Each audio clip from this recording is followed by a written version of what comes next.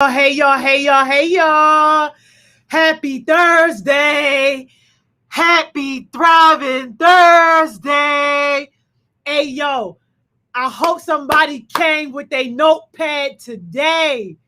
Yo, I hope somebody got their pen and their paper ready to take notes, yo. When I tell you we are going in today on leadership branding, yo, we going in, yo. We gonna be taking these leadership boot camps, yo, to a whole nother level, yo. Like, if you really commit to locking in with us on Thursdays, yo, you are going to be a better leader, yo. Like, hands down. Give yourself like a good 3 to 6 months to really learn the lessons and start applying the lessons. I promise you, yo, you are going to be top-notch leadership. Yo, I had some of my businesses hit me up and say, Miss Joni, I don't know what you teaching them kids, but yo, I need some of my adults to learn some of those lessons. My man was like, yo, some of them can straight right now with some of the skills that they seen be in a job making 80,000 or more. Like, just because of the leadership skills that they demonstrate, like that, yo, that make work and that make work cultures productive. Like, yo, I just hope somebody be paying attention. That's all, y'all. I just hope somebody be paying attention. And starting next month, y'all, I think on the 28th, we're gonna be doing them Power Professional Tuesdays. So if you've been rocking with us for a while now, you probably remember me posting it back in like the springtime, like right before the summer hit. I was like, yo, watch out for this. It's going to be coming in the fall. And we finally ready to do it, yo. And those power sessions are going to be all about building you up as a professional. You need to learn how to work Excel? Be there. You want to become a beast, learning the basics when it comes to like the Microsoft stuff, like the PowerPoints, Word, that type, yo, be there. You want to know, yo, what hiring CEOs are looking for, yo, when it comes to being just like a true polished professional. Tuesday's going to be the spot. It ain't going to be every week, though. It's going to be like the second and the fourth Tuesday. But like, yo, when I tell you, you're going to be walking around real swole on the professional and leadership tip, shorty. Real swole. But, yo, I'm not even going to take too much time. Yo, I'm going to speak to my people. And then we're going to get right into talking about leadership branding and building your brand as a leader. And thank you to everybody that signed up to be part of the year-round program. Unfortunately, we have a limited amount of space, so everybody that signed up ain't going to be able to get in. But here's what I promise you. If you were already attending like these types of sessions regularly, your spot is already secured. Like, that's your interview right there. I ain't even got to interview you because I already know what you about. You already showing us what you about. So absolutely, we would be interested in making that investment in you. But it's some of the people that's just coming out the woodworks. Like, yo, I don't know you. I ain't never seen you. Like, yo, like where you been at, yo? You just trying to make $15 an hour, basically. Like, but you not already investing in yourself. That's not the type of situation for year round. And we done already learned a lot of lessons about the type of people that we don't want. Like, we only want people who are already investing in themselves. We only want people who already know that they want to do more and that like they really want to learn and grow. Like everybody else, like, yo, sorry, but not sorry. You can come, but that situation ain't for you, yo. Yo, that's right, Ma. They gotta be serious, yo. They got to be serious. But who in my top spot, yo? Tion, is that you, baby? What's up, T? Yo, breathing that fresh air, yo. Breathing that fresh success. And T, what's up, T? How you feeling, yo? Good to see you. Slick, what's up, Slick? How you doing, yo? Good to see you, Sad Santa. What's up, Sad Santa? Yo, good to see you, yo. Mr. Bonnet, what's up, Mr. Bonnet? Good to see you, yo. Mr. Elaborator, how you feeling, yo? Good to see you. Ma the General, what's up, Ma the General? How you feeling, yo? Chaos Smoothies checking in from ATL. What's up, Chaos Smoothie? Hey, yo said the front line still going strong. Man, the front line, the chosen generation, yo. Man, come on. Still showing up, yo. What's up, though, Cam? Y'all, Cam holding on, yo. She in the ATL still holding on. And if y'all caught that jewel earlier, yo, please make sure that y'all hit up Cam if you need help with your schedules. Y'all won't believe the amount of DMs that I got of people looking for success sessions, talking about now they don't know what to do with their day. Like, yo, no, success sessions was to help you get started, was to help you so that you can be able to structure your day, but you don't want to depend on anything. Only person you want to ever depend on in this world is yourself. Having other people and having another situation is a nice to have. Those things are a blessing, but you shouldn't be dependent on them. So if you need help, like creating a schedule because you want to continue to stay productive even while you're not at school, like, yo, definitely make sure that you hit up Chaos Smoothies. She can help you out with that. Hey, yo said YOLO was on top today. Hey, yo, my bad, yo. Look, man, listen. I'm old, yo. I'm old, and my YouTube be cutting off, yo. What's up, Rally Bro? Yo, y'all, let me know if it's laggy, yo. Yo said I'm lagging over here. Let me know. What's up, James? Central Creativity. Yo, Central Creativity here, y'all. Y'all need them flyers. Y'all make sure y'all hit my mans up, yo. I don't know nobody else that's better on them designs, yo. Hit my mans, yo. Good to see you here, though, Jays. You guys start making it consistently, yo. Good to see you. Good to see you. Autumn, what's up, Autumn? Good to see you, yo. Good to see you. Maul 2K, what's up, Maul? Good to see you. Mr. Elaborator say it ain't laggy, yo. Regel said it's laggy, though. Look, man, if Mr. Elaborator said I ain't lagging and that's the tech guy, I don't know, yo. Y'all gotta get off the leapfrog internet, yo. Yo, y'all is crazy, yo. What's up, Breezy? Good to see you, Breezy Breeze. What's up, Jamal? Hey, yo, let me find out Jamal really can. Yo, Jamal told me he was coming today, too, and I ain't believe him because, you know, my man's Molly Mull be saying he gonna be there, but we don't be seeing him. But he here today. So what's up, yo? Good to see you. Good to see you. What's up, Taylor? Good to see you, Taylor. Kayla Wayla, what's up? Good to see you, yo. Tizzy Tay, what's up? Good to see you, Tizzy Tay. Raquel, what's up, Raquel? Good to see you, yo. Kendall representing Chosen Generation. What's up, yo? Good to see you. Josh, what's up, Josh? Good to see you. My man's Finn. What's up, Finn? Good to see you. Yo, if y'all trying to get y'all fitness in check, yo, Finn is the one to see, yo. Meal plans, workout plans, all that, yo. Make sure y'all see my mans, yo. Yo. Yes, yo. Yes. What's up, Kamori? Good to see you, yo. Cass and Miss Joni, how my interviews go? Hey, yo, I know I'm late on that comment, but look, hey, Chaos Smoothie, yo, I'm not even rushing to interview the people that I don't know. They're going to have to wait until after I come off of vacation. But, like, people that I already know, like, yo, y'all good. Y'all in there. So they ain't even got to worry about it, yo. Y'all know Cam Gotti is alum.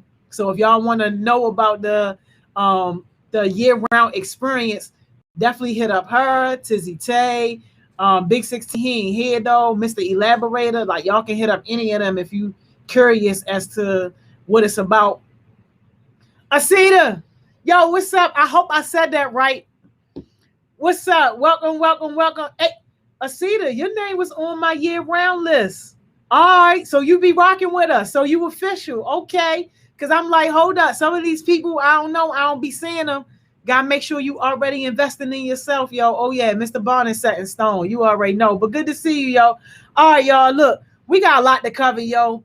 So we going to get into, y'all, we doing it today, yo. We doing it today. Listen, hey, Asita, that is good to know, yo, because I got people that signed up that don't even be here.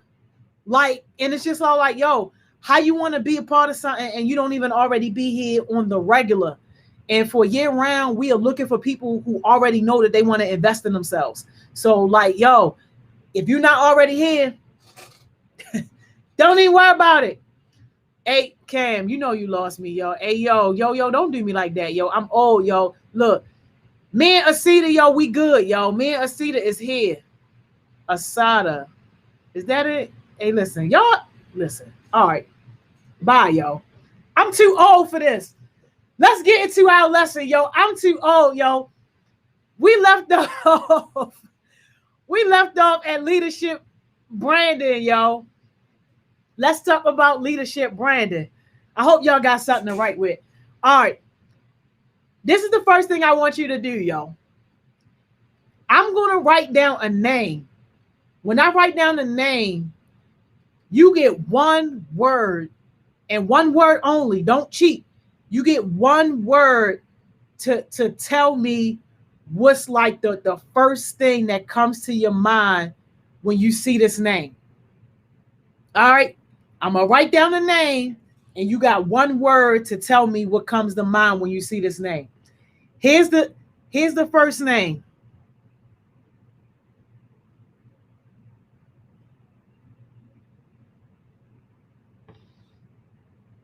Got it? That's the first name. Okay. KR Smoothie said consistent. Mr. Elaborator said mindfulness. Okay. Ha! Rally Brown with the C word. Okay. All right. I'm gonna write down another name. If it just so happens that you're still working on like the first name, just put your word and then put the name so I know who you're talking about. Okay. Maul said different. Tizzy Tay said accountability. Kayla says successful. Okay, Mr. Bonnet, connection. Raquel says success. Here's my second one, y'all. One word.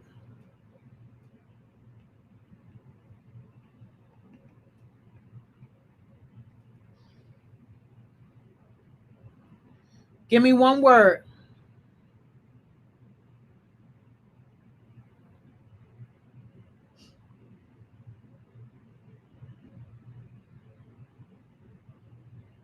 Okay, Tizzy Tay.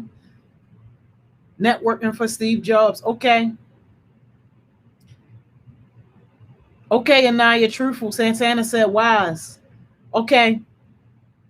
Rich. I know that's right, Kayla. All right. Jamal said determined. Yeah, I like that. Inspiring. Yes, yo. Successful. Okay. I'm giving you my third one, yo. Same deal. I see that. I like that. Ideal for Steve Jobs. Same deal. Write your word and then your name.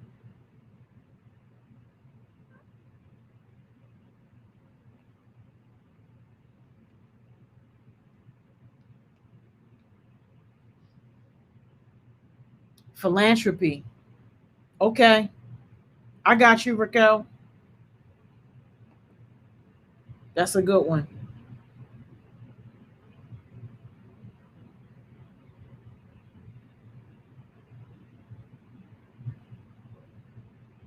All right. I'm going to keep going with my next one, but y'all doing great. Keep giving me your words and your name so I know who you're talking about.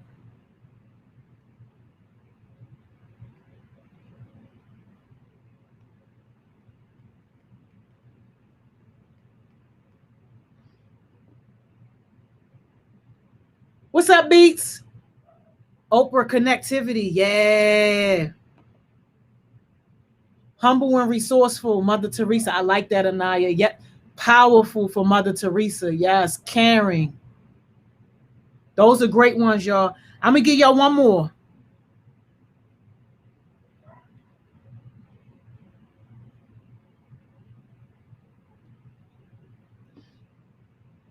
Yeah. Attaining.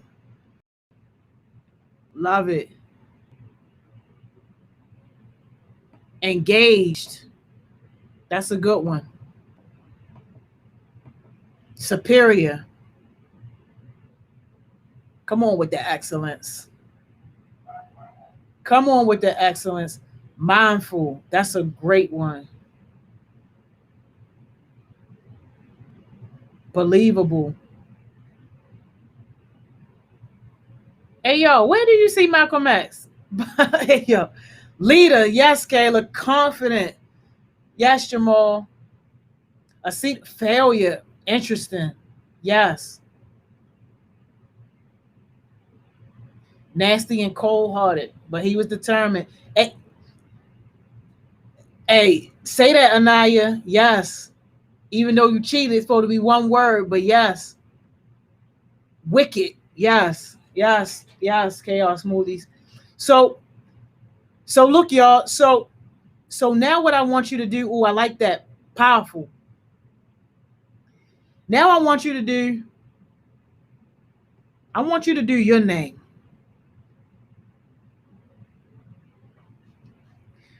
But don't do the word that you would put for your name. If I was asking somebody else, like if I was doing this exercise right now with a class of heartbeats and I put your name on my board, what would they say? What would they say? So put your name and put your one word that you think that people would say to associate you with. Cam, helpful. Yeah. Patient. Asita. Okay. Kayla, a leader. Okay, yo, growth.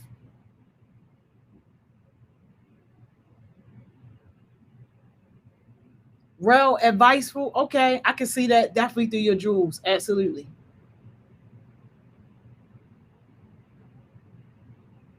Mentally strong. Okay.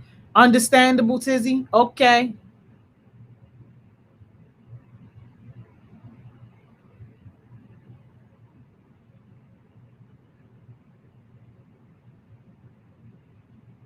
Say, yo, chill on me. I'm old, yo.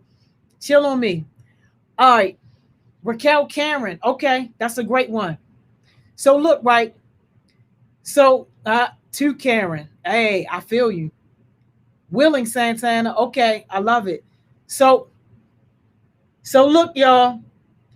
So here's the deal, right? So when we're thinking about leadership branding, exactly what we did was exactly what it means to have a leadership brand.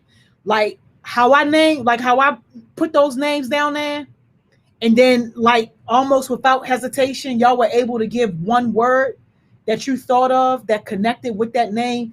That's the same thing when it comes to you as a leader and what your leadership brand is. And what we want to focus on today is like, how do you make sure that that leadership brand is reflective of not only just you, but like what you want it to be?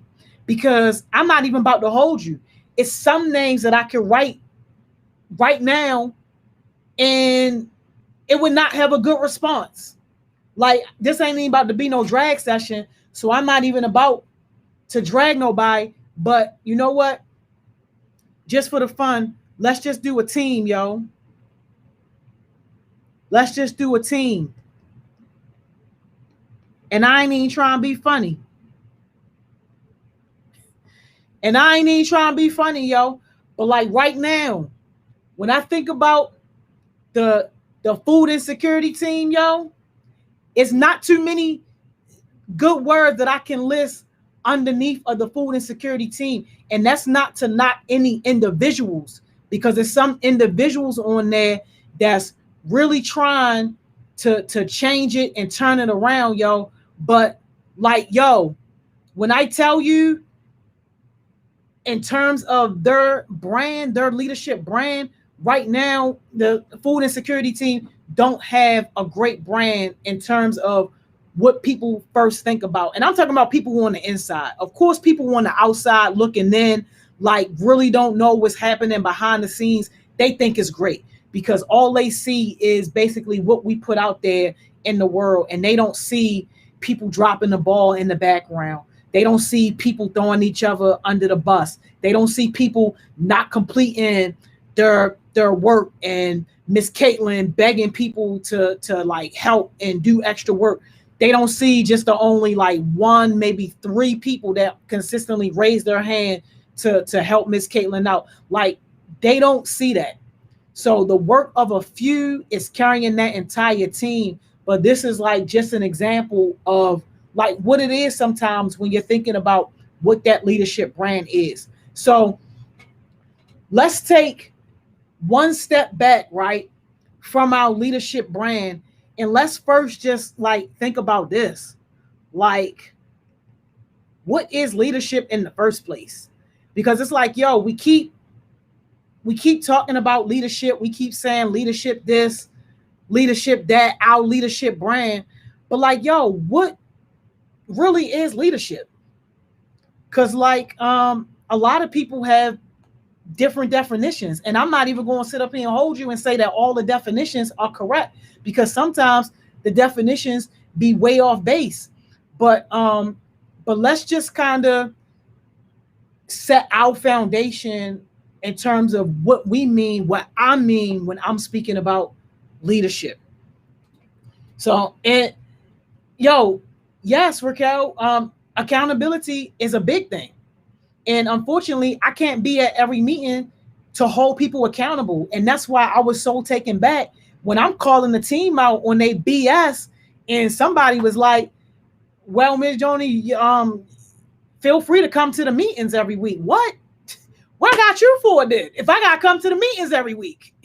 Like, yo, if I got to come to the meetings every week, then it ain't no sense of me calling you a leader or trusting you to be a leader if I got to be there every week. Like, yo, so what? I got to pay and lead? Like, yo, it's crazy. It is absolutely crazy. But yes, okay, Anaya, being understanding. Leadership is a form of self-abundance. Leadership is doing stuff you don't always want to do to work towards a goal you want to complete for the greater good. Beast, that's a good one. Bringing yourself up and helping others around you to be at the same level. I like that. Let me look at my phone real quick because some of my comments had went up. Let me see. Thank you, Chaos Smoothies, for that. People that's holding down their weight, yo, for real, for real. Mr. Elaborator said, I feel like a leader do whatever it takes to make change. Jamal said, clear focus. Okay, Jamal. Let me find out Jamal really in this one. Good job, Jamal. Thinking about the good of the group is not all about the individual. Absolutely. All right, y'all. So look, when I'm teaching my like leadership sessions for my classes, I'm about to give y'all the definitions that I share with them. And y'all know my classes be like CEOs, top level managers, supervisors, executive level people in organizations. So these are the definitions that I leave them with. And I want to give these definitions to you guys to carry them with you to build on to what you are interpreting leadership as. Yes, Santana, help building each other up instead of bringing each other's down. Yes, Marcus Allen, being on board with everything before you put people to the test. Yes, yes, and yes. But here's what I want you to put in your notebook for what leadership is. The first thing leadership is it is. And forgive my little handwriting, y'all.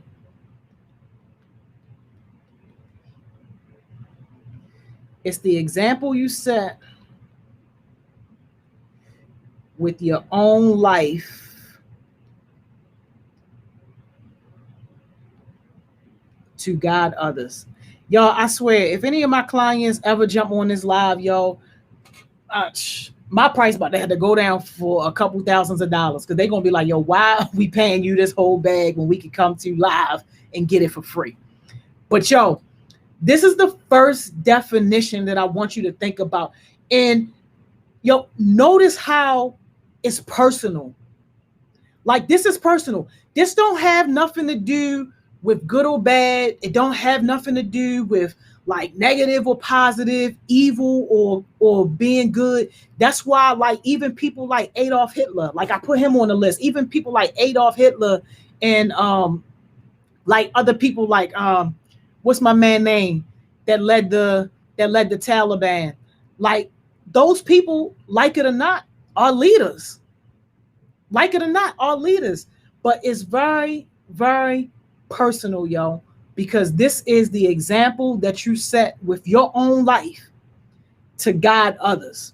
So not only is it personal, yes, Taylor, absolutely, yes. So not only is it personal because it's your life, but you're using that as your example for other people to follow you. All right. So that's the first definition of when we talk about what leadership is. Here's our second definition, y'all. And this one is a little bit tricky right here.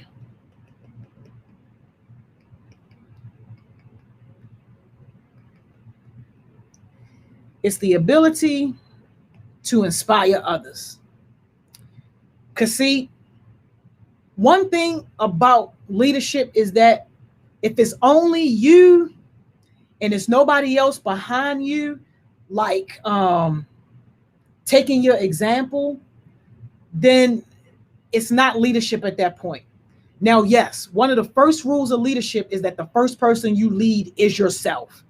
Absolutely. Like you got to lead yourself and be comfortable and confident with yourself before you can even think about leading somebody else. But like real leadership is when other people are following you. Like they are literally walking in your footsteps. And whether you're doing something good, bad, evil, or whatever, people are following you. And this don't necessarily mean that like you got this big title or you got this big following. You can be a leader literally at 10 years old because you got a sibling that's 5 years old, and that 5-year-old sibling is watching everything you do and following your every move. You are a leader. You are a leader. Whether you like it or not, you are a leader. You might not even ask. You might not even ask your sibling to follow you because you probably know that some of the stuff that you do might be a little sketchy or shady. But yo, if you are inspiring somebody else through your actions, then you are a leader, like it or not. So that's the second definition, the ability to inspire others. Now, that next level of leadership really is where you are intentionally inspiring other people. So like you are intentionally making moves, doing things, putting yourself out there so that people can gravitate towards you and basically, you know, follow you. So that's that. And here's the third definition, y'all, that I want you to write down, y'all, for leadership. And y'all please don't judge my spelling. You know, it be off sometimes. I'm old.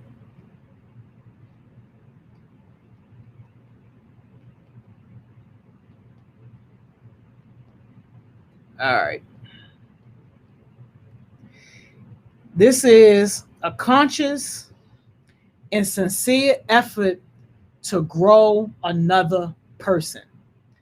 And like, yo, this is where a lot of people get tripped up, especially in corporate America when it comes to leadership, because some people think that it's just all about them. They supposed to be the one with all the answers. They supposed to be the one holding all the keys.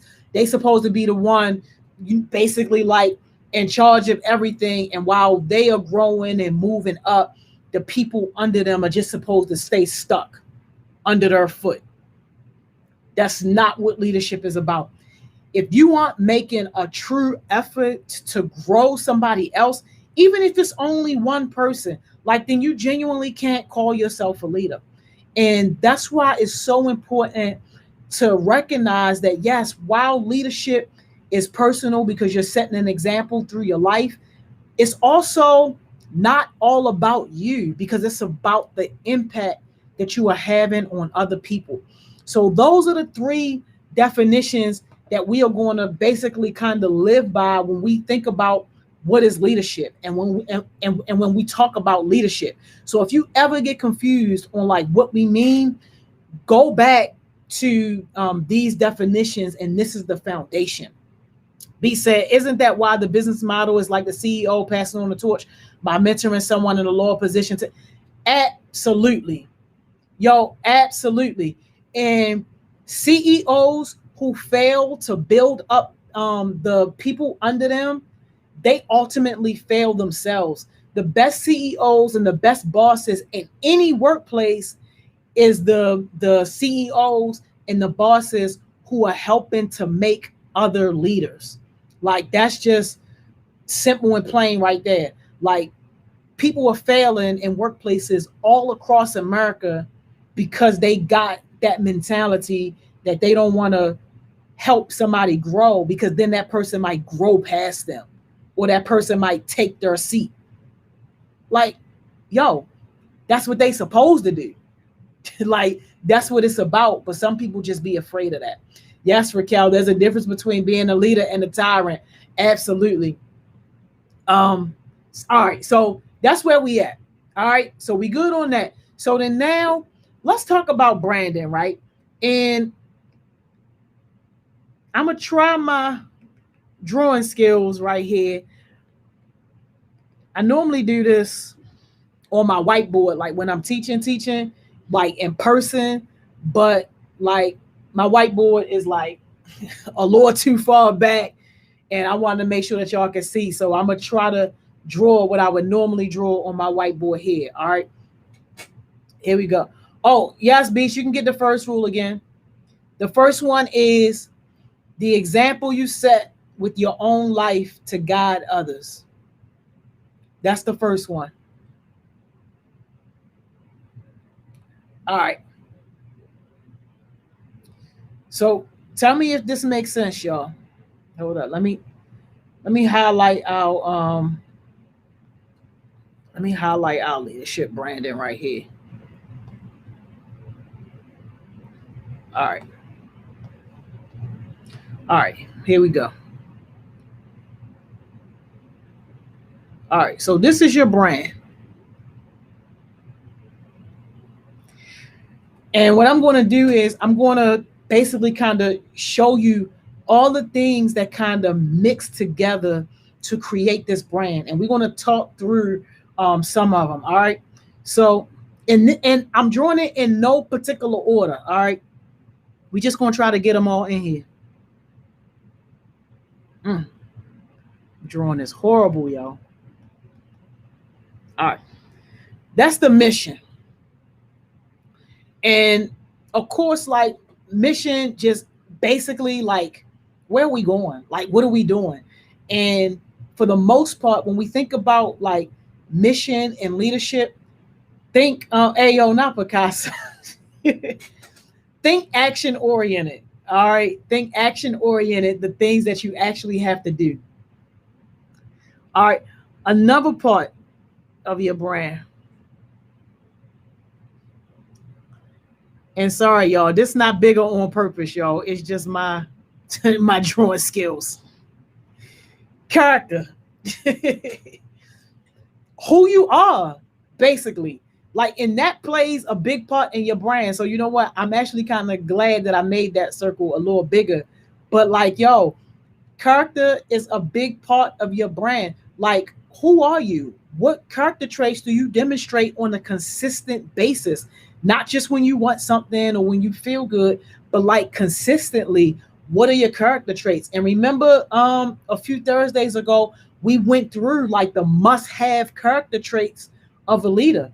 So when you're thinking about your character, you definitely want to refer back to those character traits that we listed and make sure that you got those character traits somewhere in your arsenal and that those character traits are being demonstrated on a consistent basis, because character will carry you a lot of time when you don't have the knowledge, when you don't have the skill set. And like basically, like if you are, for lack of a better term, not qualified to be in that position. Like that's why I can go anywhere and be successful as a leader. It don't matter where, because of my character. I don't gotta know nothing about cars to run a dealership. I will run the heck out of that dealership. Why? Because I know people and my character is good. And I understand how to put the right people in the right places. So I don't gotta know about cars. I could freaking run a hospital if they needed me to. Don't know a lick about medicine, but I understand processes and procedure. I understand working with a sense of urgency. I understand that my character and my demeanor and my attitude is what's going to drive that hospital staff to want to do better and treat the patients with the most urgent care. So you get what I'm saying? Like, character is a big, big, big deal because it'll get you in the door when technically you're not qualified from a skill perspective. Marcus Allen said respect should be at the top, right? Not really, Marcus Allen. Not really, because if you think about respect, respect is earned. So a lot of people just want you to give them respect just because they got a title or just because they're doing something. They just automatically want it. But respect is definitely earned. So when you were talking about the leadership qualities, and maybe somebody can share your list if you got the list of leadership qualities with Marcus Allen so that he can see some of the qualities that we listed. But a lot of the qualities that we listed, Marcus Allen, really have to do with like how you are carrying yourself. And respect is definitely a great one. It's something that you need, but definitely people miss the fact that you got to earn it. All right, here's our next one, y'all. And we talk about this one a lot.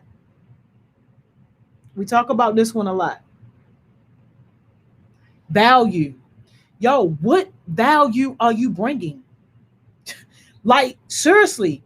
And this is why I get so agitated on some of these meetings and like calls and stuff where people showing up, and I'm talking about heartbeats. I don't care what other people do, but like, when heartbeats are showing up with their camera off, like you showing up, not saying nothing for the entire meeting. Like, I get it that you might be an introvert, but at the end of the day, if you want to build yourself up as a leader, you want to be respected as a leader, that's not going to cut it. You got to be able to come into spaces and add value. And if you're not adding value, take yourself out of the equation. You shouldn't be there. You taking up oxygen, you taking up space. Now, granted, it's a difference between you listening, soaking it in, learning so that you can be able to add value, but it's a totally different situation where people just showing up because they know they're going to get a cash app. Marcus Allen, that's a great question. What exactly do I mean by value? Value is, what do you bring to the conversation? What do you bring to the situation? Like, do you have a specific skill set that could be helpful? Do you know somebody with a specific skill set that could be helpful?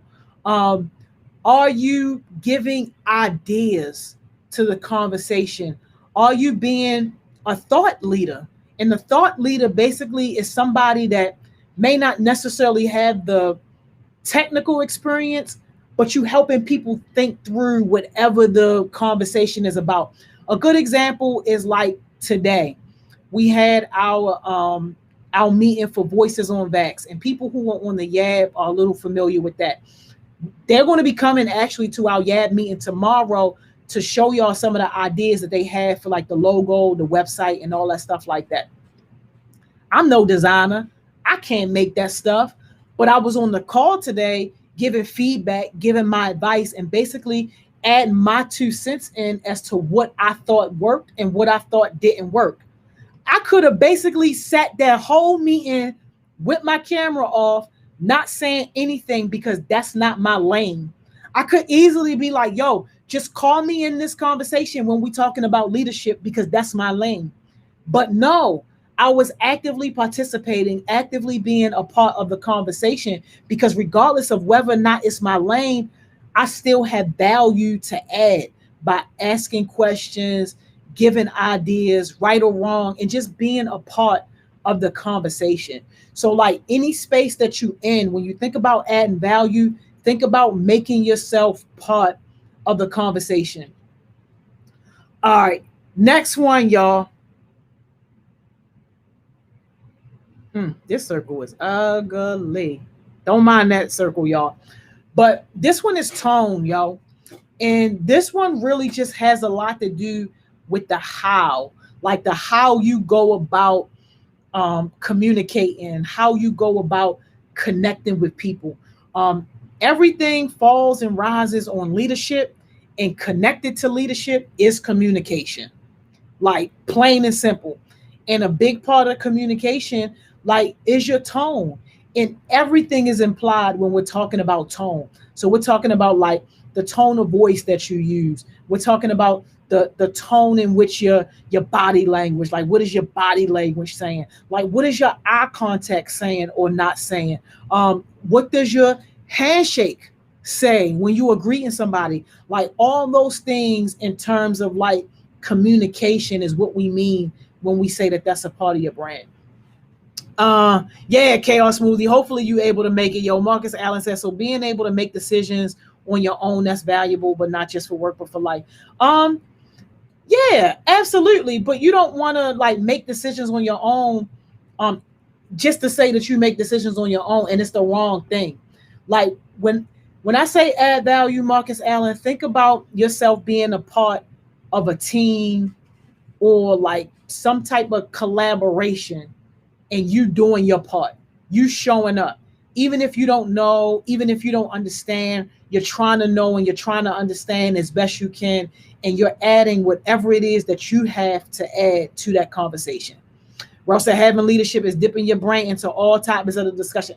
Absolutely. When it comes to building your leadership brand, absolutely. Leaders, we are constantly stretching ourselves, constantly, because one big rule of leadership is that you have a learner's mindset.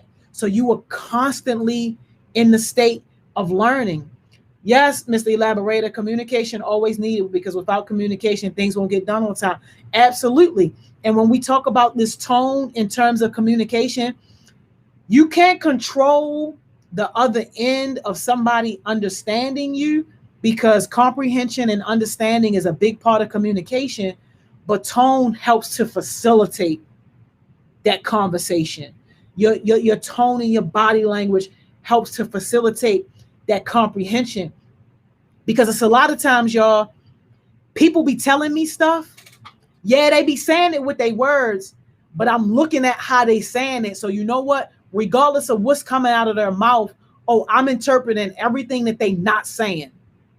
I'm understanding everything that they not saying, because I see that body language. I hear that tone of voice.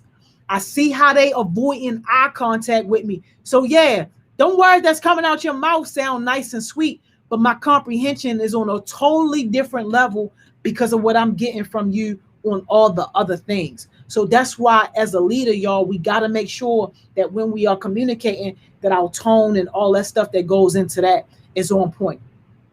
All right. And here we go. Here's our last one. Our vision. Yo, where are we going? Like, where are we going? Even if you don't have all the answers as a leader and thinking about your leadership brand, like, yo, people should have a general idea of what your vision is. And your vision is like, it's like that big thing that you might not ever actually achieve in your lifetime, but it's what you are always shooting for. It's what you are basically about. Like, what is that vision? Like, is that vision that you want to see all young people in Baltimore be successful, regardless of where they come from? Is your vision that you want to provide excellent customer service when it comes to like your business, like regardless of what the situation is, like big or small, you got to determine what your vision is, what your vision for success is. And that is always basically like your anchor. Everything that you do basically is aligned with that vision, with where you want to go, with where you seeing yourself. And only you can really determine what that is. You shouldn't be letting nobody else dictate to you like what your vision is. Like people can help you walk through it. People can be a thought leader with you and kind of be there to like help guide. But the ultimate goal is for you to create your vision of success and to constantly be working towards that vision of success. And people should know what that is, because when it comes to your leadership brand, that's how people are going to associate you with. A good example of that is like, yo, anytime youth leadership come up, if the phrase youth leadership come up, right within the next sentence, heart smiles and heartbeats going to be part of the conversation. Ain't no ifs, ands, or buts about it. That's the situation right now in Baltimore, because that's part of our leadership brand. Somebody mentioned youth entrepreneurship. Yo, you mention youth entrepreneurship anywhere in any corner of Baltimore, yo, the very next sentence they going to be talking about heart smiles and heartbeats. It's a big part of the brand. So again, yo, you got to figure out what your leadership brand is and how you can incorporate all these things to help you to build up your leadership brand. And it takes time, y'all. The biggest thing with this right here, where people fall off, this is the biggest thing, yo. This is the biggest thing, yo, because most people fall off. A lot of people got good intentions. I know a lot of people that got good intentions. I know a lot of people that want to do right. A lot of people that want to build themselves up. But the consistency part, it tear people down every single time. So as you are thinking about how you building up your leadership brand, don't do things that you know that you can't be consistent with. Don't commit yourself to anything that you can't hold up on a consistent basis. Like, just don't do it. Because you know what's going to happen? If you start to do something to build up your leadership brand and then you slack off, then your leadership brand becomes slacker. Your leadership brand becomes lazy. Your leadership brand becomes not dependable, not committed, not dedicated, flaky as heck. That becomes your leadership brand. That's why consistency is so important, yo. And you ain't got to be a cold turkey like me. Like, I can just say I'm going to do something one day, and next thing you know, I'm doing it for the rest of my life. No questions asked. That's just the type of personality that I have. Everybody don't have that type of personality. Be real with yourself on the type of personality that you have. So if you want to commit to something, if you can't do it for the long haul, do it at a pace and at a rate that you can keep up with. Maybe that's once a week. Maybe that's twice a week until you build yourself up and work yourself up. But if you're serious about building this brand, don't slack off on that consistency piece, because then your brand is going to be tarnished. And it takes more work to clean up a bad brand than it does to actually create a brand. All right. So let's talk about this. Let's talk about this personal leadership brand that basically goes hand in hand with what we just talked about. My drawing is awful, y'all. All right, so here we go. Let's do this right here. Let's start with the present. All right. And when you're thinking about the present, right, this is like right now. So like right now, what are we focused on doing? Like right now, in order to build our leadership brand, right now, we want to be passionate. Right now, we want to make sure that we have a solid set of values. If you are in a place where, you know, you're talking about like your career, what you want to do, like thinking about how you are adding value, like in that space, and what you want to do and where you want to go, and where are your talents? Like, what are you good at? Everybody has value. Everybody has a gift. Everybody has something that they're great at. But a lot of people spend their life working outside of their gifts, working outside of their talents. And that's why people be so freaking miserable sometimes at work. It's like, yo, look at where you at. You were on the whole other side of where your gift is. It's like, yo, your gift is right here.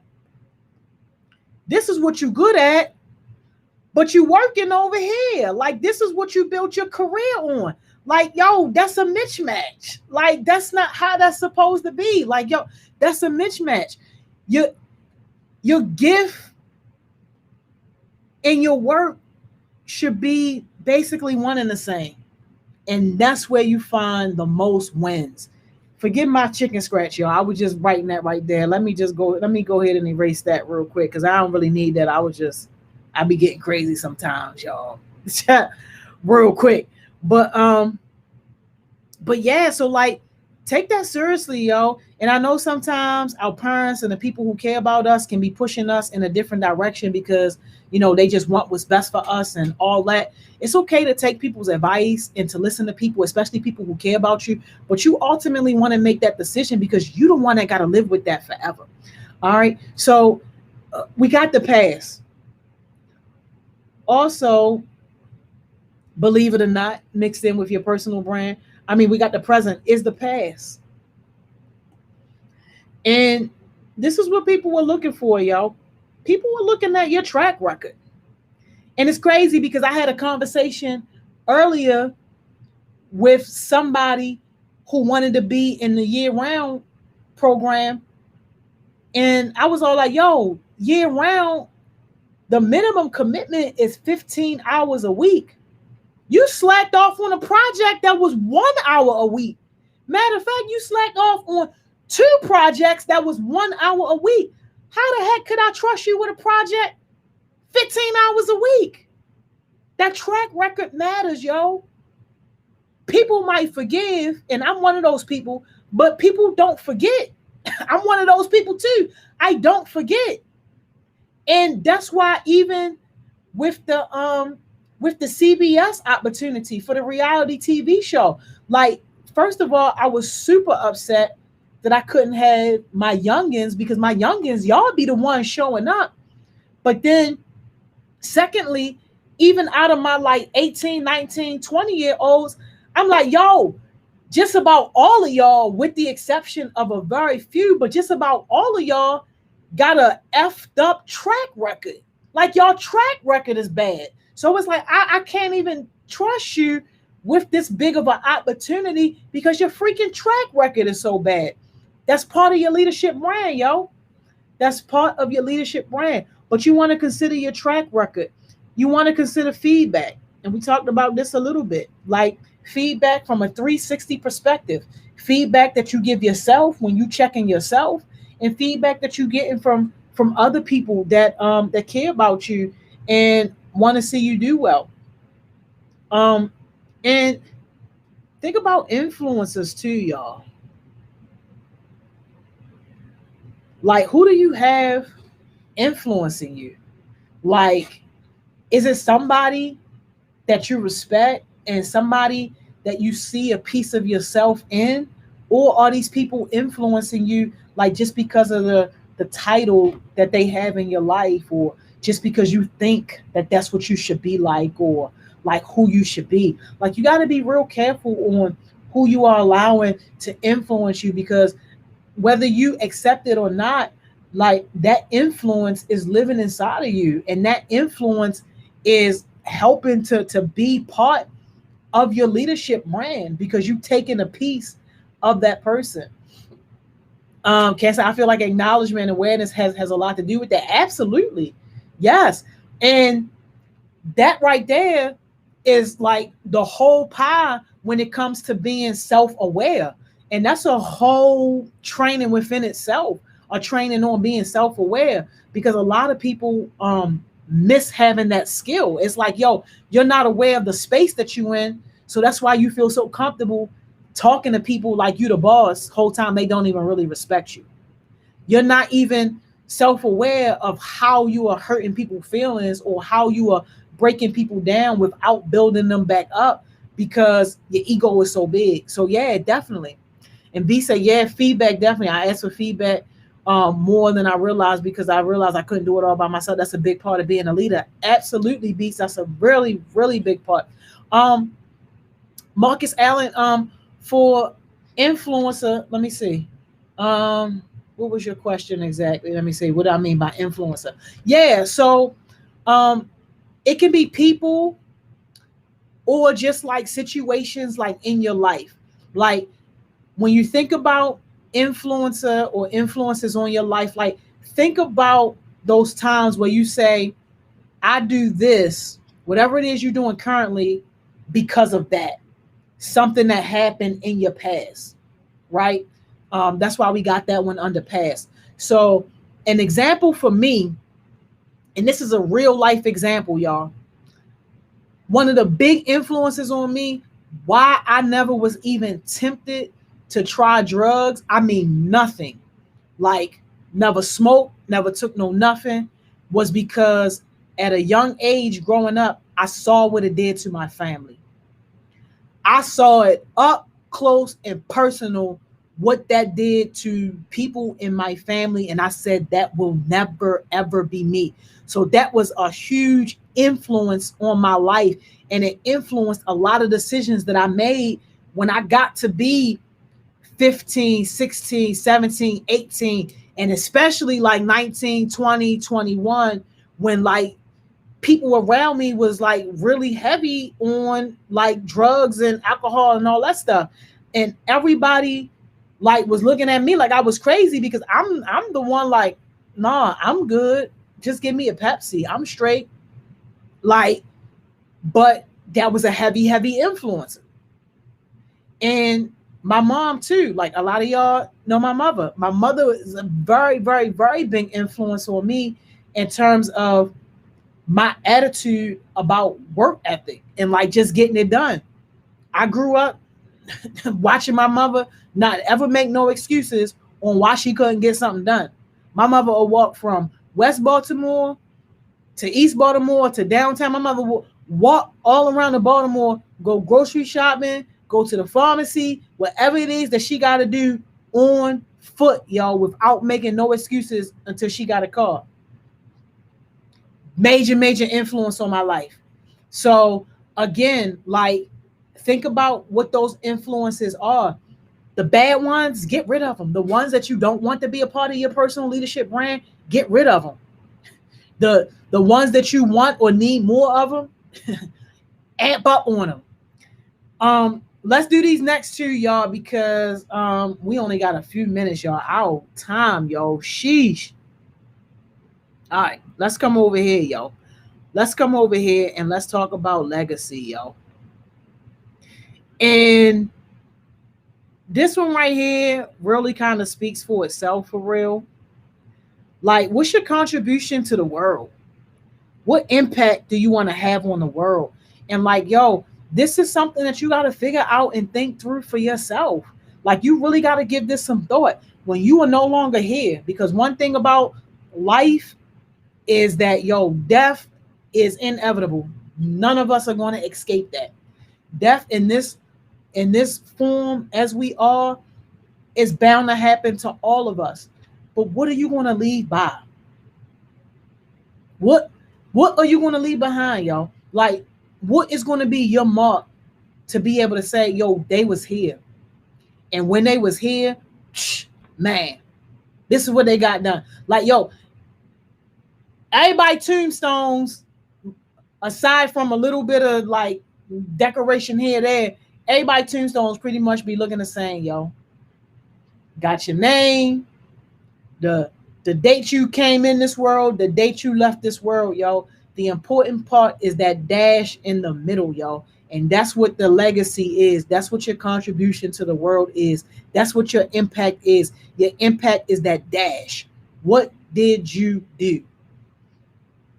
And the very, very, very last one, yo. And this is where we look to the future, yo. This is where we look to the future, yo. And when you're thinking about the future as a leader, like you gotta have imagination, you gotta have vision, and you want to be able to have balance too, like in your life, because that's very, very, very important. Y'all, we are completely out of time, yo. But this was great. I hope that this was helpful. Um, we're gonna get into we're gonna finish up personal leadership brand. We're gonna finish up leadership brand next Thursday with a few more things before we move on. But like, yo, I hope that this was helpful. I appreciate y'all. Let me go ahead and get off of here, y'all. I know, yo, our time. Beats, Hey, Miss Joni. how you feeling? Look, I got to sit in on more of these leadership sessions because I was sitting there like, them name drops. One, I was like, the food insecurity project, like them, Big slacking. Big crazy. slacking. But I gave Miss Caitlin some recommendations for new team members, and I told her, don't feel bad. First, hold the door open and let people say, "Look, I know I've been slacking. Let me go ahead and exit off this team." And Mhm. the people that don't check themselves and leave, I told Miss Caitlin, kick them out and put these new people on the team, because Oh some of yeah, these youngins, like, yo, like they are ready to make an impact, and that's what we need. yeah, for sure. Gotta feel the youngest part. Look, if they want to work and they got the ethic to do it, just put them in. You feel me? Listen, Um, exactly. And shout out to YouTube Beats, because we was having our meeting for the screening event that we doing in October, and mhm. Miss Spear could not stop raving about you. Oh Like, wow. and that's a turnaround, because you know her first time meeting you was when you was late for the train to New York. Ooh. So Oh yeah. right, and tying it into our conversation with leadership brand, your first impression was, I'm late, I'm barely making it. Like, yo, like Yeah. she was real sketchy about you at first, but she was all like, yo, you really turning out to be like one of the top people. And she's like, she could see you directing serious films in like 3 to 5 years if you really stick to it. She said you professional, you engage, you always on top of everything, your communication on point. So like, I'm like, we talking about the same beat. I had to put your government out there. I said, Khalil? The Yo, government. I put the government out there. I like Khalil. She's like, yes. So I just wanted to say kudos to you, because if one of our partners is raving that heavy about one of our heartbeats, that just means that the door is going to be able to be open wider for us to expand that type of internship, because we only started with three. But like, if you helping to make it successful, who knows? Next year we might can offer 10 people, and they can have that exclusive access to do some of the stuff that you're doing with these film writers and playwriters. So just thank you so much. Yeah, no problem. And I'm happy for that. But y'all don't forget, like the first thing she said, I was off my game. Like I ain't perfect. You feel me? Like I'm still a little bit rough around the edges, but I'm hopping on it. So I just want y'all to know, like, even though I'm getting my kudos now, I was getting cussed out before. She got me in the ribs, y'all. Like it was bad. It was bad. Yo, I did, yo. I That's was doing things too. I was like, mm.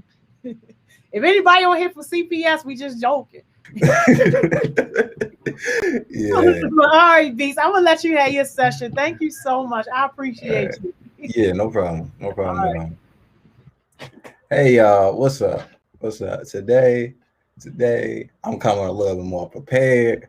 I'm feeling good. We got somebody hopefully coming on today. That I've been wanting to interview for a while. Um Gotta see get the updates on them. But yeah, y'all, hey, what's up everybody? What's up, Donovan? I think I seen you in the last session that I was in. So I see that you be showing up for sure. What's up, Ro? What's up, everybody? Um, Make sure I get to everybody and then I'm on my stuff. All right. Yeah, y'all. Like it's been like, yeah. It's like I said, I'm not perfect, but I'm definitely working on it. Getting what I'm responsible for up and going, and hopefully getting more people included. That's my thing. But yeah, y'all. Today, um, We should have. If has anybody here heard of Prophet? He like a rapper from Baltimore. And he been pretty popular. Uh, and he's like, well, I got so much stuff. I just want to like run down for y'all. We gonna have an interview. And then like I've been taking Ms. Johnny recommendations in, so it's not gonna be the whole time. Isn't gonna be an interview. It's gonna be like maybe like half interview, and then after that half, like I got some current events that we can break down and talk about. That hopefully y'all have heard of. But yeah, how's everybody day been? Because I'm always getting straight to business, and then like I don't hear y'all out, and I gotta catch myself on that. So how's everybody day been? Like running down for me. I'm here. What's good, y'all? What's happening? Man, oh man, I'm just like happy to be here, bro. Like this is an improvement from last time because I'm on time. I'm prepared. Worst to worst, I'm gonna talk a little bit more than I think I should, but we should be on go. All right, y'all. So yeah, what's up, everybody? Oh man, yeah, with recent events, man. Like, have y'all heard about they're like, I don't even know if I want to get into that, to be honest.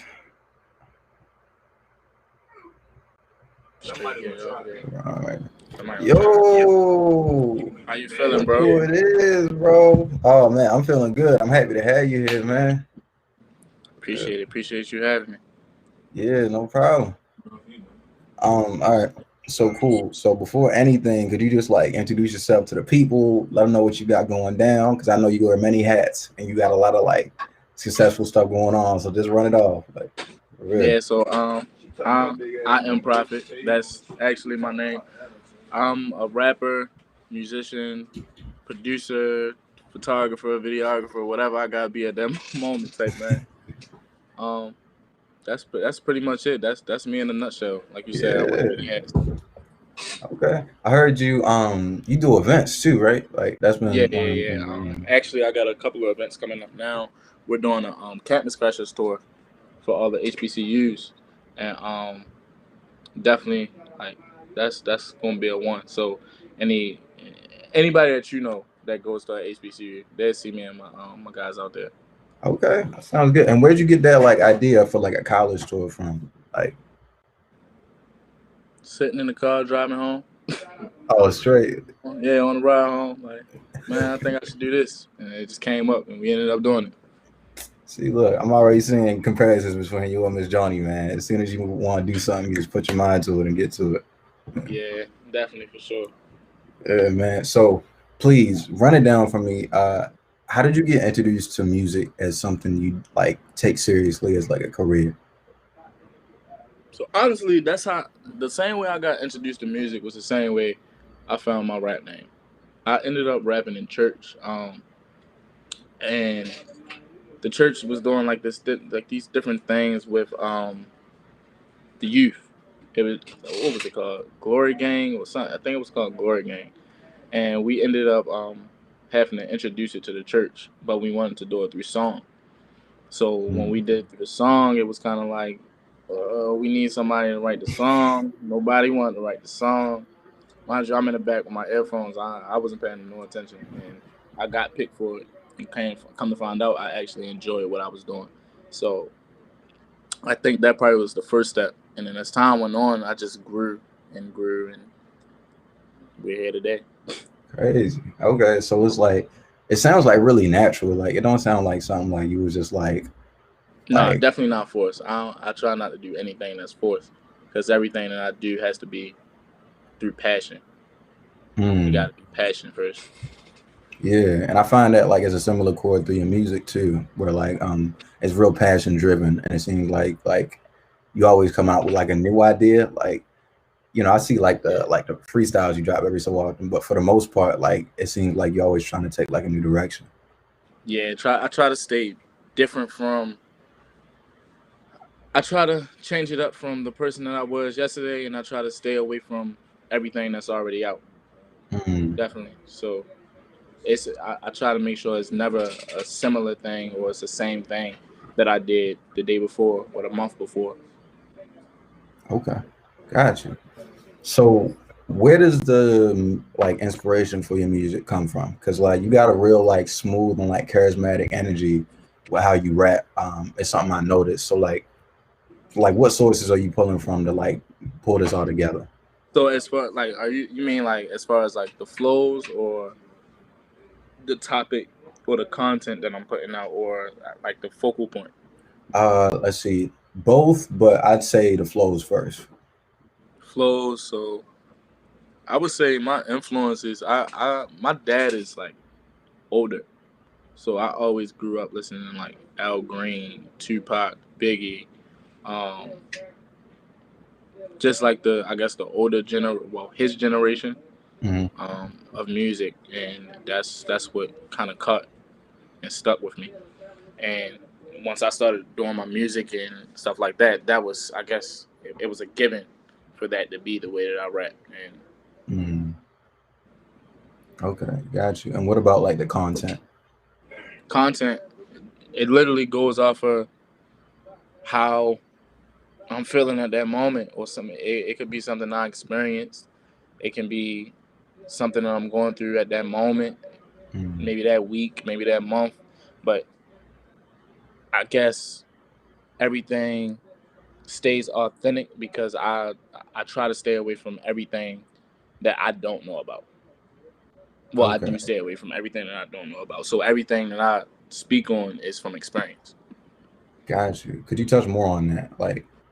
Like delve a little bit deeper into like kind of maybe what you stay away from and what you're drawn to. To sum it up in a nutshell, I just stay away from negativity, like Mm, negative vibes, anything that's not positive. I really don't want it around me, and I keep it away from me. That way, it's not affecting my energy, and it's not affecting the people around me's like energy. You know, it's not got necessarily a thing where it's like, yeah, I won't do this because you never know what you will do until it's time to do it. you. Exactly. And like speaking on that, like why rap specifically? Like you seem like versatile enough to me, like from what I've heard from your music, to like branch off Hmm. into other genres. That may be like um less common and maybe Baltimore or just like period. Like I feel like I can see you in a lot of different places. So what made you stick to rap? It's a passion. I haven't grown a passion for anything else um, as of right now. Okay. Music and photography and videos and the stuff that I'm doing right now is the stuff that I'm passionate with, and I don't want to force anything out that isn't ready to be yet. Maybe Mm, 2 years from now, I might decide I want to be a singer, or maybe I might want to be a pianist. But as of right now, rap and everything that I have going on is the stuff that's my main passion. gotcha. Okay. So would you say you're more like the type of person to like just handle like the right now, or would you say like you're more like the 5 year plan type of guy? Both, Okay. definitely both. I definitely try to stay ahead of schedule, but I make sure I live in the moment as well. Hmm.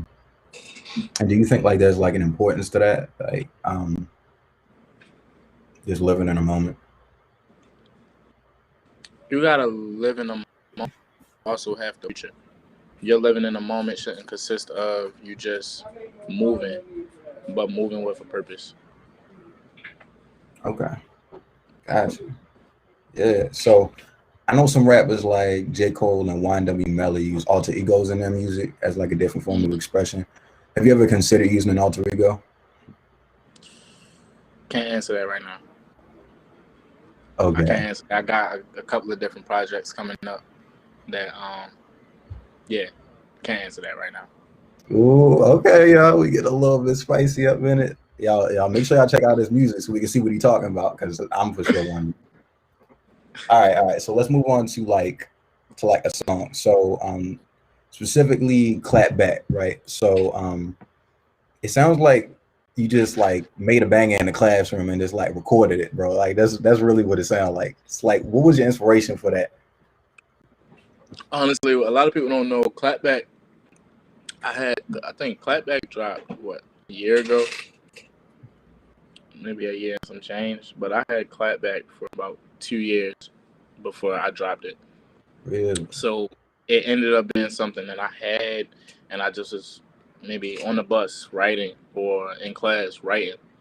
And as time went on, I decided that I wanted to record it. Chose a beat. Like I said, I'm real, I guess, old, you call it like an old spirit. And Ja Rule came on one day, and I'm like, yeah, this be hard. Yeah. So I started playing around with it, and it sounded good.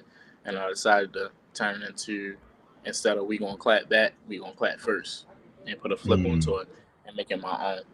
But the concept of it being in school was just something that I thought about. I felt like it would be different. I didn't want my video to be where everybody else shoots their videos or a typical Baltimore video. So decided to think outside the box. Excuse me. Yeah. And let me speak on that, bro, because like too many of these Baltimore rap, we gotta like hold off on Graffiti Alley for like a year or two, y'all. Like, don't head down the harbor no more, yo. We don't want to see nobody up Federal Hill, bro. Like, I felt you though. I definitely felt you. They definitely getting played though.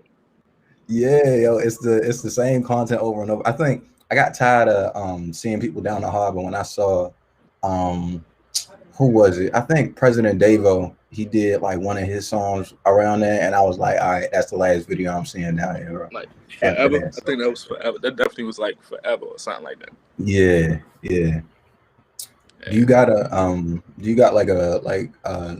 Baltimore artist that you listen to that you like? I listen, as far as Baltimore artists are concerned, I only listen to my circle when it comes to Baltimore. Like I got artist Lord Maine. Well, he's in transition to M4R, but one of the dopest artists I know. Got him. I got two artists that I'm working with now, Trey Hardaway and Hollywood, that I listen to. I try not to listen to anyone that isn't in my circle positively.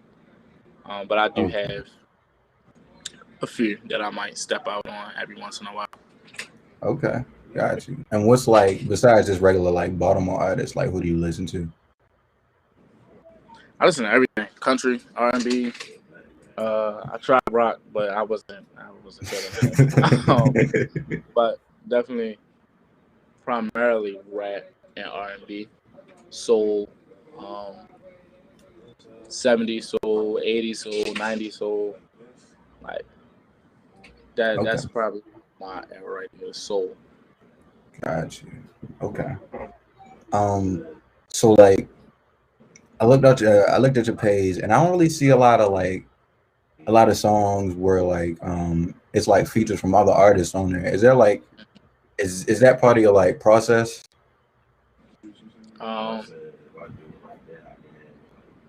Can't answer that right now. Okay, got you. Yeah, it's I will say everything that is on my page is on there for a reason, and I try not to do anything without a long-term plan. So I'll say October, take another look. Okay, got you. Do you usually produce your own songs? Like yes. Okay, got you. Pretty much. If I don't produce my own music, I have like a close knit. Like everything I do is pretty much in house. Fatality Beats, Mac Boy, Trez Bangin', everyone is in house. Okay. And is that like kind of like, why do you do that? Why do you keep it in house? It's easier to catch a genuine vibe with people that have the same goal as you. I try not to surround myself with anyone who isn't on the same playing field. And that doesn't mean they're not there financially, but mentally and emotionally. Everyone around me has the same idea of what family is and what it means to move as a unit. And I don't feel like I have to second guess myself when I'm around those guys. So it's easier to keep everything in-house where I'm comfortable and I'm able to move the way that I want to move with the people that I want to move with. Got you. Okay. And do you think like it's like it's like a disadvantage for rappers who may, or just artists period, who may like just like go anywhere for their beats, or like just like search on the net? No, I wouldn't say that. I feel like everyone has their own process. Um, that's just the route that I decide to take when it comes to my music. Okay, got you. So what made you want to learn to produce your own records?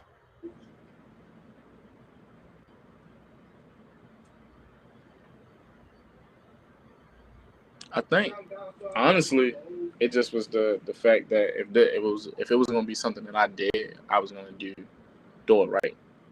I needed to learn everything about music, or how to make music, or what it means to be an artist. Mm, So it okay. just ended up. I guess you can say I charged it to the game type thing. Yeah, I respect it, man. It's like, is it like, 100% creative control? Is that one of them reasons? It's not even that it's just the fact that I don't feel like me as a person I can genuinely say I'm an artist without knowing what it like every asset of being an artist is, or every Mm, area it like that I might need in a studio session. If I go into a studio session versus someone who doesn't do anything but write and make music, it's different. I can go into a studio session and tell a producer what it is, exactly what I want and how I want it. mm, If I don't make my music, it's not something that I can go in a session and say, bro, I want this, or I want this here. Maybe we can do this different. You know. mm. Okay. Yeah, I definitely get that. I definitely get that. Being like a producer myself, I understand like the less you know, the less like the song is like, the more the song tends to spiral out into like not your vision per se. Mm, Like, yeah, and that can be a frustrating thing for sure. All yeah. right. It's. I mean, everyone has their own way of doing things. You know. That's just like I said earlier. That's just the route that I decided to choose when I decided to be an artist. I Gotcha. don't classify myself as a rapper. I would more so classify myself as an artist more than anything. I get that. And like, what's the difference in those classifications, which makes you want to make it like say that like you're an artist and not a rapper for I'm you? sorry, say I said, what's the difference in those classifications that makes you want to say you're an artist and not a rapper for you? a rapper says words. An artist means anything that an artist does. He means it to the full, like the best of his ability. It's a difference between saying, "Yeah, I rap," and "I make music." It's a Mm, difference between "I do this" and "I am this." I guess that would be the difference. You can be a rapper, but are you an artist? Are you 100% into your craft? Is this what you mm, plan on doing? Is this something that you can't eat, sleep, or breathe without thinking about? yeah. And I feel like that's like the defining line for real. Cause like a lot of people say they rap, and like usually a lot of people who say they rap is for the bag, and they don't really care about the culture as much. It's just Yeah, something I like. Like I've noticed. So like I really admire that for real from you, for real. appreciate it, All man. right. So we got PYT. Tell me about that. How did that come into fruition? PYT, actually, I wrote PYT during quarantine. During quarantine, like a lot of the studios were shut down. Everyone was in the house. And I have a kid named Jalil. Me and Jalil would stay up all night on FaceTime. I have him making the beats, and like I said, I was able to tell him exactly what it is, what it was that I wanted. Um, and we decided that we was gonna do like this pool party vibe type of song, and that's how it became. Actually, PYT was the original name for PYT was Poolside. Um, but after I kind of started writing and wrote the hook, and it just sounded better as PYT. We decided it was going to be PYT. But I think I was in between a relationship, and I kind of just was describing how I treat my women type thing, and that's how PYT really just came to be in so many words. Got you. Okay. And like, do did that like I know I've heard this from a lot of girls, period, that they're like the love songs hit harder because like they feel like it's like speaking to them and stuff like that. So did you have that in mind when you wrote it, or was it more just from like a personal experience type of thing? Yeah, I'm not. I wouldn't say like I stick to what everyone else like feels like a song should be or what songs hit harder. I really write my music for me. I write based off how I'm feeling. It's not necessarily a thing where it's like, yeah, I gotta write this for this, that, and the third.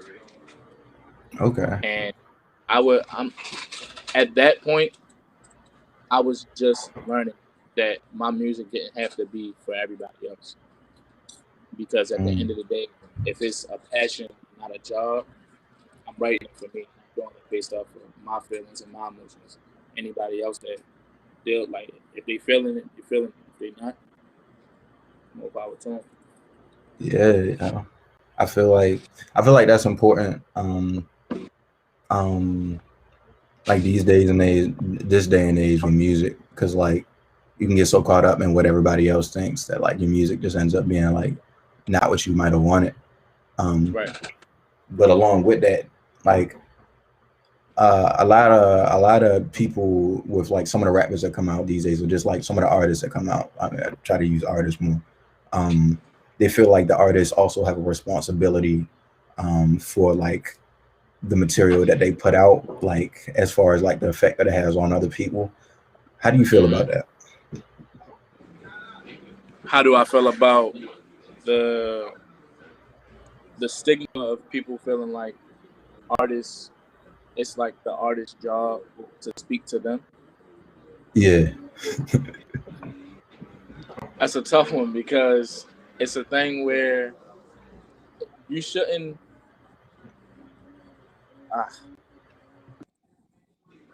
I guess it's the society we live in, where people feel like one person is obligated to do a specific thing, and as time goes on, the internet becomes such a big influence on that, where it's like if one person isn't feeling it,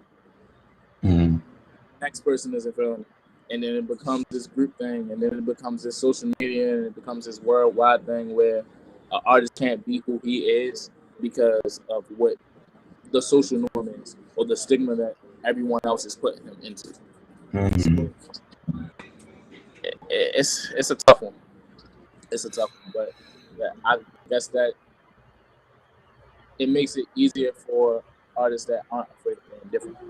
I'm not afraid to step out of what everyone else feels my music should be, because at the end of the day, my music isn't for them. My music is for me. Whoever else feels like they want to be a part of what it is that I create. You create your own world, and right now, my music is taking it's taking a shift where I'm creating a world that I want to be in, not the world that I'm supposed to be in. Got you. Let me get that sound bite for later, bro. That was hard right there. That was hard right there. Appreciate it. Oh man, for real. That's a hard one these days. Especially like artists, and like I feel like comedians have also been like affected the same by that. Where like doing comedy is kind of like a dangerous job these days, because whatever you say, like they're trying to tear you down. Yeah. It's the world we live in now, but at the same time, it's the world that we choose to live in. We don't have to be on social media. We don't have to engage in shade rooms and the hot topic right now. We don't. Well, I don't feel like I had to, and I know everyone around me feels the same way. It's just the place that people choose to insert themselves in. Yeah, that's deep right there. Yeah, man. Speaking of artists who break the mold like that, bro, what did you think about All right, so Kanye, Donda, the rollout has been absolutely crazy. In my opinion, how do you, how you feeling about that? I don't feel like it's my place to feel any type of way. That's something that goes exactly back to what I just was saying. It's a thing Mm, where people feel like they have to insert themselves into that because that's the hot topic right now. And okay. no disrespect to like Kanye or anybody else like in that world, but I could care less what Kanye got going on. Kanye made his money. You feel Yeah. me? Like that don't have anything to do with me. It's not benefiting me, and it's not going to harm me either because I won't allow it to. But like I don't Mm, follow. I rarely follow up with like what the hot topic is at this moment. got you. Yeah. Okay. Um. So, um, are there? What's your like day to day like what's Prophet doing like on a daily basis behind the scenes that we don't really get to see?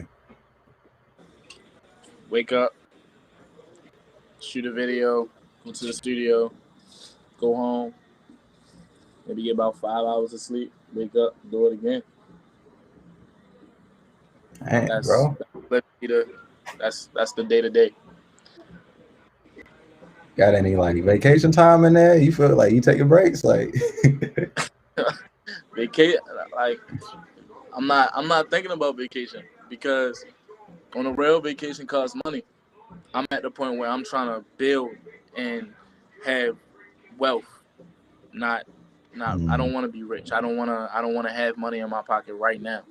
You know, I want to have something that's longevity. I'm not thinking about a vacation. I'm thinking about how my music is going to help me buy a property in 6 7 years, or how me shooting a video or me doing my next photo shoot is going to get me a land that like a piece of land that I can hand down to my kids and my children's children. yeah. I care less about going to Miami to spend money where I can be home and make money. Got you. And like, has this like lifestyle that you live, like, what have you had to like sacrifice within this lifestyle to like get to the point that you're at now?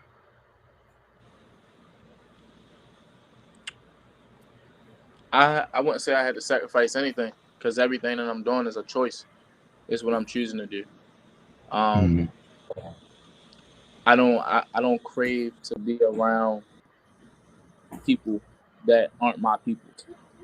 It's not like I'm sacrificing going to parties and different things like that because if I decide that I want to go to a party, I'm gonna go to a mm. party. You know, Yeah. it's not a thing where it's like, yeah, I can't do this because I done already put in the work. Where if I decide that I want to take a break, I'll take a break. Mm, So I wouldn't necessarily call it a sacrifice, but a choice. The choices that I've made have built me to be who I am today. got you. And all these hats, like having all these like your hand and all these different things is a part of that as well, from what I'm understanding, right? Yeah.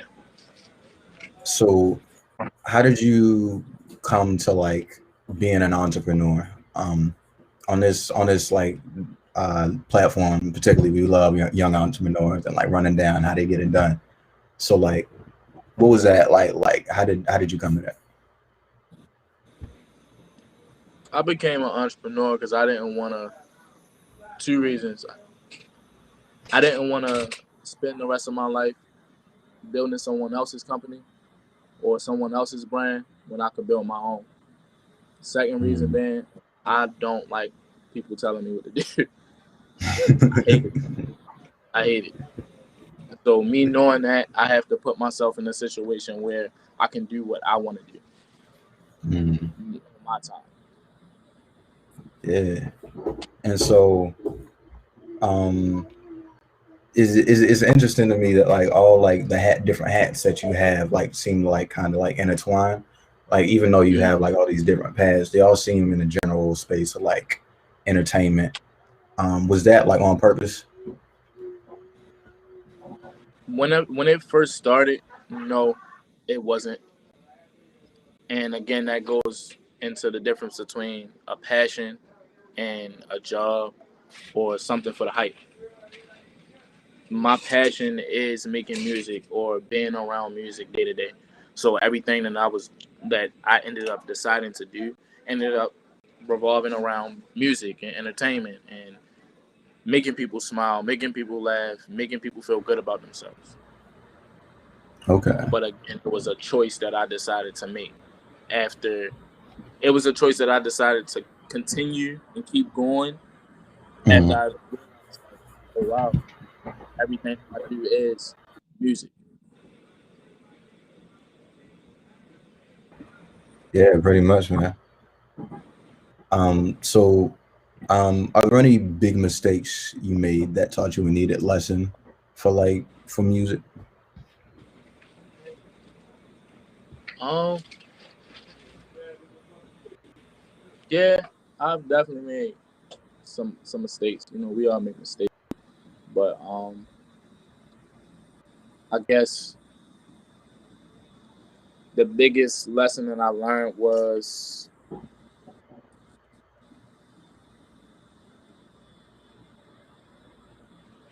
I guess keeping everything home around people that you can trust and be comfortable with. Mm, Yeah, that'll probably be the biggest lesson out of everything. gotcha. Okay. Could you elaborate more on that for me? I mean, it's not more to elaborate on. It's literally that. Don't put yourself in a situation where you got to work with people that you have to second guess. Mm, yeah, and you've been talking about that through the interview, like how like everything's in house, like everybody around you is people that you trust, and like it's built this network that you feel comfortable that you can go through. So I'm seeing Yep. it. Okay. So what should we be expecting for your from your corner this year? Like, you got any big moves planned? Tell us about it. Uh, I'm not gonna put exact date out, but October, um, I'll be releasing my first EP. It's called The Chemist. So that'll probably be the biggest project of this year, coming behind PYT. I don't plan on any like going back to basic videos or basic concepts. Everything has to top the next or the one before, and it just has to keep getting better and keep growing. So I guess just be on the lookout for the Chemist in October. Yeah, for sure, man.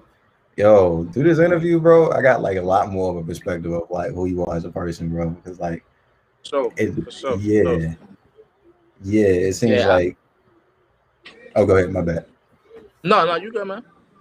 I was about to say like you have like a lot more of an intensity about like making your. It seems like anyway, like making sure your work is quality than what I thought would like before. Not to say that you weren't serious, but like. And I mean that's what stuff like this is for people to get a connection and an idea of who you really are. And Mm, it's nothing fabricated. And like I said before, everything that I speak on my music about integrity and getting through things and pushing through adversity is what shapes me as an individual. So I appreciate that, man. yeah, no problem, bro. All right. We're coming to a close, but I wanted to ask one more question before I end it off, which is well, actually two more, but for this one, what if you had to put like a definition on art, what would it be for you?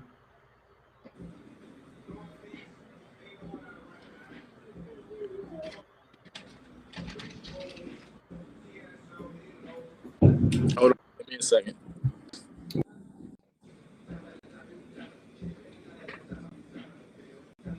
Did I leave? No, I didn't. Nah, you said yeah. Um, I guess art would be your idea of creativity or what's really in your mind. Art is putting out your feelings, your emotions, your day-to-day thoughts. Everything that you think about on a daily, everything that you've been through throughout your lifetime or whatever it is that you see. If you see red as this bright, vibrant color, if you put it on a canvas, the red versus the green is going to be brighter than everything else. If you see the world as a big blue blob, when you put it on a canvas, it's going to be exactly what you see, exactly what you feel, exactly what you think. That's So I fire, guess to bro. sum everything up, art is emotion. Straight like that. I'm gonna take that home for sure, bro. Art is I emotion. trust you. All right. So ending this off, man. It's customary for everybody that comes on to our platform to give a jewel to like our young entrepreneurial heartbeats who are in this live session. So if you had to drop off one jewel, what would it be? Go ahead, run it down, man. It would be to be who you want to be. And following that, I mean, never stop what you feel is right or what you feel you want to do or who you want to become based off of another individual's thoughts or perspective from things. Never stop pushing to be the best version of yourself. That would definitely be it. That would be how I would close this out. That's how I want to wrap this up. To let everyone know that it's okay to be different. It's okay to be the outcast. While everybody else is dressed in white, it's okay to be the one dressed in black because you're gonna be the one that stands out. Man, straight like that, man. You've been bringing like a hard bang, like the whole session, bro. The whole session, man. Jeez, man. Appreciate it, man. Y'all, this has been Prophet, man. I don't know what else to say. Y'all heard him here first, dropping bangers, being like, I think a good representation of what like an artist maybe not should be, but could be. You feel me? So we're gonna end it off right there. Thank you for being on the show, man. Like you really brought like a different perspective. You, yeah, I appreciate it. And you be easy. Love, peace, and blessings to everybody that's watching. I appreciate y'all. Stay tuned for everything that we got to come. It's gonna be crazy. Say less, and I'm gonna make sure I drop your socials in the chat so they can go check you out. All right, appreciate you, man. All right, man. You have a good one. You too. Jeez, y'all.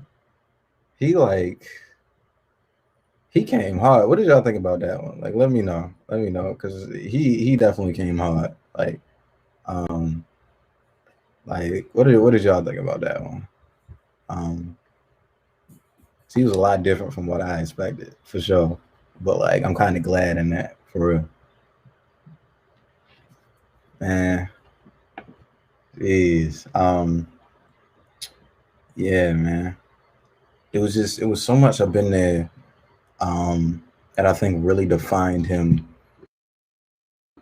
as an artist, but more than anything, just as a human being. Like he was talking about like art is emotion. I think that was one big one. But just like making sure that whatever you do is because you want to do it and not because like you're being forced to do it, or not because like you think it's something that you need to do. And that's like a really I think it's a sought after perspective for the game, for real. I'm not ending it off here though. I got a couple things I want to talk about, including circling back to that Kanye West album. But yeah, he was dope, man. Make sure y'all check out Prophet. Let me go. I'm gonna put his socials in the chat real quick so y'all can check out his music. His Instagram for Prophet is at I am Prophet _ Yeah, make sure I go check him out. Like he's fire. But yeah, man. I want to bring up the Donda rollout, man, because like I just thought it was interesting. Like this whole thing, bro, it's been funny to watch. But like he definitely, just like Prophet said, man, he made his bag off that. You feel me? Like $7 million in merch alone. Like that doesn't even count in like ticket sales. Like he went wild. I remember I was watching some stuff from Charlemagne, and he basically like he described it as Kanye having the industry in the palm of his hand, and that what he was doing was intentional. Which when I saw him move the release date back, I was like why you? I don't get it. Like why are you like? We want the album, Kanye. Give us the album. You feel me? That's how I felt. Just like any fan. But it said people have been like speculating, like throwing them theories down that like because all of Kanye's past projects, each of them has been on a biblical holiday. Wish I had the dates, but I remember one is, I don't think one is Christmas. I think one is the birth of Jesus. And then after that, it might be Christmas. But I know for all of his dates, they all match up with a biblical holiday. So people are saying that that's the reason it's intentional, was because like he did that first one, the first date, to hype people up for the listening party, to rack up the sales. And then after that, he moved it back and had another listening party. I guess more as just Kanye, like he wanted it to sound better, which I get and I understand. But like at that industry level though, like that's kind of unprofessional. Usually, like I get it if it's a marketing technique and it's all intentional, then cool. But like a lot of it, you feel me? Like I was waiting. I saw the snippets on YouTube. Look, I was looking, man. Like it's some fire stuff. I'm not fawning over it though, because Kanye fans, like they like blow everything that he does up to like an unbelievable like extent. Like everything is like like God inspired. Like I don't know about that, but there's some good stuff up in there. And I don't know if y'all saw the section where Kanye was rising into the air, like reminiscent of his Yeezus album cover. Go check out the Yeezus album cover, and then check out like his second listening party where he raised up into the air. People were saying like there was a connection with that, and that's why he did that. Like everything is intentional. But like I was like, jeez Louise. Like when you talk about art and like showing people your vision, like I think Kanye does it really, really well. Or Mr. West. I don't know if I'm being disrespectful, but like I think Kanye does it really, really well with just like bringing his vision to life, and like showing people like, yeah, like this is what's going through my mind, and you can kind of see like the inner complexities of my brain, all a bunch of stuff that you probably don't want to hear, but it was fire. You should go look at the second listening party, the stuff on YouTube, because it was dope. Go check out the snippets before they get taken down when he releases the actual album, whenever that is. Might be 2023, I don't know, but the Dawn to Rollout was amazing. And I'm like, I'm hyping it up because it is that hype, you know. All right. Lil Durk said that, no, this was funny, bro, because Lil Durk said that he wouldn't mention dead rappers in his music anymore, which like is like a noble thing. But a bunch of people were like, dang, you ain't got no more music, bro. And that made me laugh so hard.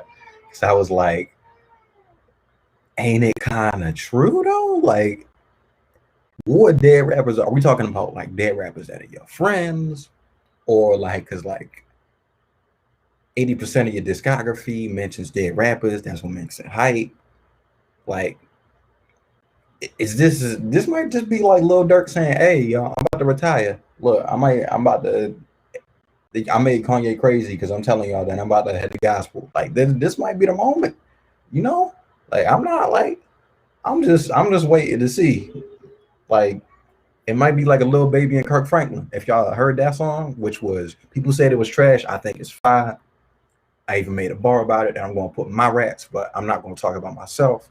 But if we get a little Durk on some gospel, look, man, like, praise to God. You feel me? All right. Next thing, we got this versus battle between the Lox and Dipset, y'all. I'm educating myself on everybody that was there, so I don't know the whole back history. All I'm saying is that Jadakiss murdered it. Yes, Jadakiss murdered it. And not only did he just murder it, like, was there 589,000 people live watching the verses? Not only did he murder it, but they gave him his flowers. I'm so happy. I'm so happy. Even though, like, I don't know his history like that because I wasn't born like that. What I saw was that, like, hey, a rapper from like way back when, everybody is like, yeah, no, the moment is Jada now. Like, y'all gonna respect Jada because Jadakiss killed that. He put respect on his own name. They gave the man the key to his own, the key to Yonkers, the key to his own city, bro. I was like, geez, like, how good do you have to be to make a verses so far with unreleased stuff, by the way, unreleased verses that nobody's ever heard of, that people in the crowd are like, everybody's silent because they're listening to what he got to say. To get the key to the city, yo, I was like, geez, like, nobody has taken a harder L. And the culture was great. Like because I'm not from New York, so like everybody being like aggressive on the stage, I'm like, yo, is something about to pop? Like, is somebody about to shoot? Like they like really like pressing hard. Like, yo, Jadakiss, oh my god, Jadakiss, quote unquote, we get Grammys. These N-words get grams. They don't know about Grammys. I was like, those are fighting words. Those are fighting words. Don't tell that to me. I'm not gonna be happy at the end of the day. Yo, I was like, absolutely murdered them, bro. Absolutely murdered them. But I want to touch on even more, which is like the importance of giving rappers their flowers. You know, like, it's so important to honor these rappers while they're alive and they're given to the culture and they're dedicating their life to it, and they're really like promoting change for the better or catering to like a group of really needs it because they need that, you know, like, I'm kind of repeating myself, but they need that, like, they do. Like, it's so important. That's why I was so happy. Like yeah, like I watched this Tyler the Creator, and by the way, Tyler the Creator, Call Me If You Get Lost. Check out Tyler the Creator, Call Me If You Get Lost. It's like a 90s theme. Well, it's like 90s. It's like a 90s R&B rap album. And once you listen to it, you'll understand that I'm not talking about like female singers and then like a rap verse. Like, no, like, it's a throwback. Like, I think Miss Joni, like, you might like that. But yeah, like, Tyler the Creator in one of his interviews for who is it? It's not The Breakfast Club. Oh man, I didn't forget, but I think he was being interviewed by Ebro, and basically he was saying like Jadakiss cares, like he really cares about like the culture, and like he puts respect on it, and that's why it was such a monumental moment, not just because of the bars, but because like a OG came back, killed it, and reminded the youngins like, yo, this is how it is, and y'all better put respect on the like the name of hip hop. Like, that's fine.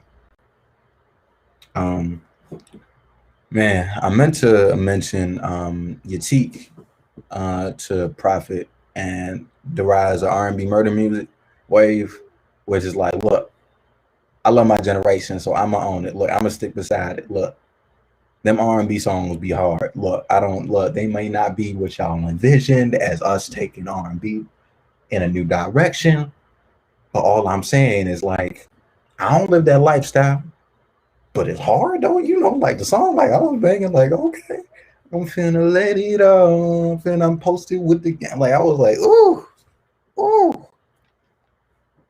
ooh. Yeah, man. Yatik, Yatik is a young man, and I'm gonna see if I can get him for an interview as well.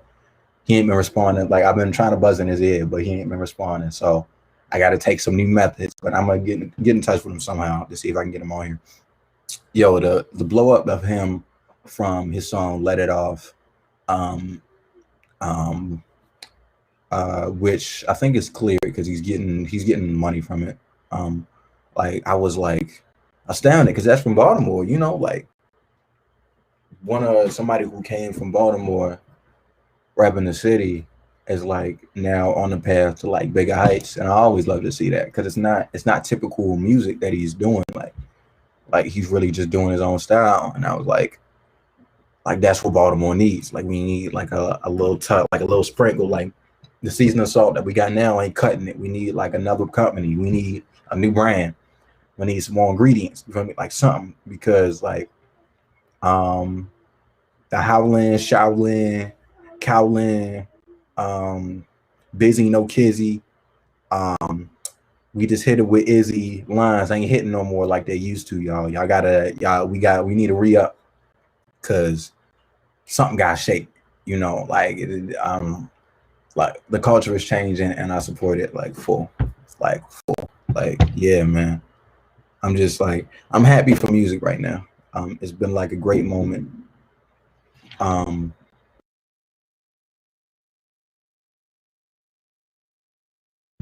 Yeah, I'm happy for music right now. It's been a great moment. Call Me If You Get Lost dropped.